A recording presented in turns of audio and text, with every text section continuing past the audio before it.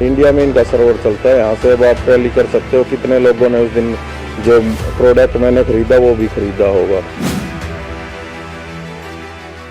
तारीख पर तारीख, तारीख पर तारीख, माय लॉर्ड, सिर्फ तारीख मिलती है, इंसाफ नहीं मिलता। लेकिन आपको बता दें, ये वाकया हर केस में नहीं होता। ऐसे कुछ केसेस होते हैं जो सॉर्ट आउट हो जाते हैं और वाकई में इंसाफ मिलता है।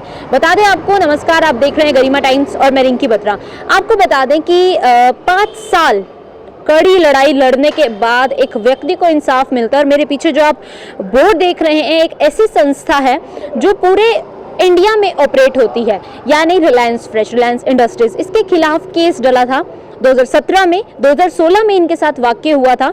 वो शख्स जिनकी लड़ाई शायद शुरू में इतनी आसान नहीं रही थी। सर, नाम क्या है आपका? नाम ललित कुमार, मैं यही इंदिरा कॉलोनी रोहतक का निवासी हूँ। जी सर, क्या पूरा वाकया हुआ था 2016 में, कृपया बताइए सर। वाकया जब से रिलायंस ओपन हुआ रोहतक में, मैं रेगुलर कस्टमर हूँ, तो हमेशा की तरह सामान लेके जाते थे, लेकिन बिलिंग में एक दिन वैसे बच्चों ने घर पे चेक कर लिया तो उसमें जो है MRP से ज़्यादा इन्होंने मुझसे चार्ज लिया था। अच्छा। मैंने कॉल किया रात को 9 बजे के करीब, लेकिन इन्होंने फ़ोन पिक नहीं किया।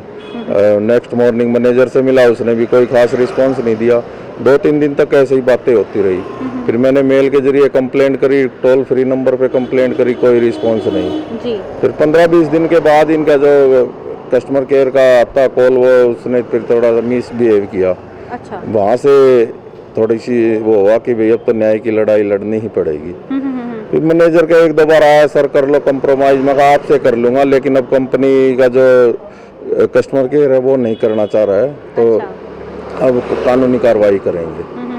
तो फिर मैंने इनकी कंप्लेंट करी चंडीगढ़ वेट एंड मेजरमेंट में। वहाँ से उन्होंने इनको फॉल्ट में पाया और 30,000 रुपये ऑन स्पॉट इनको फाइन कर दिया। इन्होंने जब ही फाइन दे दिया फिर जो है वहाँ से मैंने जागो ग्राहक जागो पे कंप्लेंट देखा, वहाँ से कई केसों का इंस्पायर हो गए, मैंने फिर लड़ाई लड़ने की सोची। फिर लगातार मैंने अपने वकील से संपर्क करके इनके खिलाफ केस फाइल किया। और अब 5 साल के बाद जो सुना था कि भाई यहाँ कंज्यूमर कोर्ट में जो फैसले होते हैं वो हमने देख लिया कि भाई बड़ा हो या छोटा हो, न्याय सबके लिए बराबर होता है। आपने न्याय की बात की है, कुल मिलाकर आपके साथ उस दिन किस तरीके का धोखा हुआ था, वो धोखा जरा बताइए। अब धोखा ये 5 रुपए MRP पे ले लिया इन्होंने। अब मेरे से पहले भी बिलिंग हो रही होगी और बाद में भी हुई है, जो उन्होंने चंडीगढ़ वालों ने चेक किया था। तो इन्होंने, अब देख लो पूरे इंडिया में वहाँ से इनका सर्वर चलता है, तो कितने लोगों के साथ ठगी की होगी। खरीदा क्या था आपने? कमल ककड़ी थी, वो जो अपनी लोकल भाषा में उसको भे बोलते हैं, वो 250 ग्राम।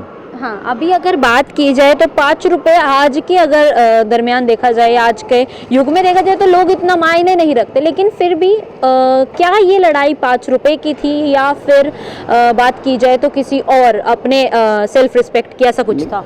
5 रुपए की बात नहीं थी। हाँ, मैनेजर से हो गई थी बात, कोई नहीं, मैं केस नहीं डालूंगा, लेकिन इनके कस्टमर केयर के बिहेवियर से ठीक नहीं लगा। फिर वहाँ से मान की जो थी वो बात हो गई थी, इसी के कारण जो है केस लड़ा गया। तो अभी क्या फैसला और किस तारीख को आपका फैसला सुनवाई हुई? अब ये पिछले हफ्ते ही आया था फैसला, नवंबर 2021 में, कि भाई 5 रुपए जो है 9% इंटरेस्ट के हिसाब से मिलेंगे और 5,000 रुपये इनके ऊपर जुर्माना लगाया गया है। अच्छा, वो हर महीने का इंटरेस्ट लगाया जाएगा? सालाना 9 रुपये, 9% के हिसाब से। अच्छा, तो अभी अगर बात की जाए तो लोगों को क्या कहना चाहेंगे, क्योंकि हर कोई ना इतना भागा दौड़ी में रहता है ज़िंदगी में, इतनी छोटी छोटी चीज़ों को नोट नहीं करता, लेकिन ये बात अगर देखी जाए तो ये छोटे छोटे ही समुद्र का रूप ले लेते हैं। अगर बात की जाए तो उस पर क्या कहेंगे? जब तक हम ही जागरूक नहीं होंगे, जब तक काम नहीं चलेगा। अगर मैं भी उस दिन बिलिंग नहीं देखता तो शायद किसी की नज़र नहीं जाती।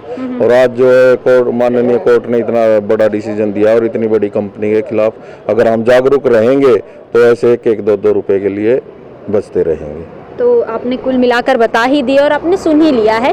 बात 5 रुपए की नहीं है, बात सेल्फ रिस्पेक्ट की नहीं है, बात जागरूक रहने की है, जो हर किसी को आज के युग में होना ज़रूरी है। सर, आखिरी प्रश्न मेरा आपसे ये रहने वाला है कि क्या मान रहे हैं इन्होंने जो धोखाधड़ी करी वो आपके अलावा और भी कई लोगों से की होगी जिन्होंने नोट नहीं किया? बिल्कुल, ये पूरे इंडिया में इनका सर्वर चलता है, यहाँ से अब आप टैली कर सकते हो कितने लोगों ने उस दिन जो प्रोडक्ट मैंने खरीदा वो भी खरीदा होगा। अब सिर्फ मैं ही अकेला हूँ जिसने इनकी जो कंप्लेंट को रजिस्टर्ड किया था।